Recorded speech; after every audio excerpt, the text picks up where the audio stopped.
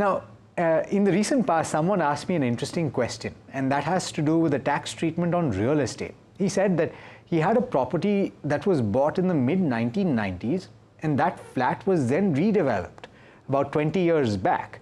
So how should the capital gains be calculated? Should it be based on the original value of the property, or should it be based on the notional value in 2005? Let's talk about the tax treatment on real estate. First, to answer this question, your capital gains is calculated based on the original transaction value. It becomes long-term capital gains tax if the holding period is more than 2 years. Why is that? Because when the redevelopment takes place, there is no duty that is paid a second time, and you don't pay tax either at that point of time. So obviously, the original transaction value has to be considered. Now here's the thing. After a change in the budget a couple of years back, there are two ways that your capital gains tax can be calculated.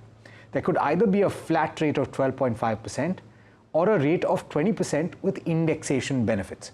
The taxpayer can choose. Now, if you're unfamiliar with indexation, it's a pretty simple concept. Your capital gains during a period is adjusted for inflation. Simply put, and here's an example, hypothetical, your compounded gains during a 10-year period was 10%. That is 10% per year. And the inflation during that time based on the official index was 5%.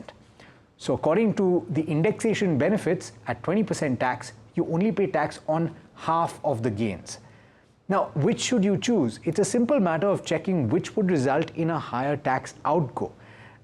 For example, if you have held a property for a longer period of time, and if the inflation was higher during that period, chances are that you would get a benefit through indexation. But if it's a shorter period of time, chances are that the flat rate would be more beneficial.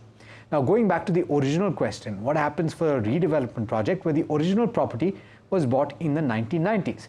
If you're considering using indexation benefit, the starting point for the calculation of capital gains tax will be the notional rate or the circle rate in 2001, and that's because that's when the index for inflation begins to be calculated.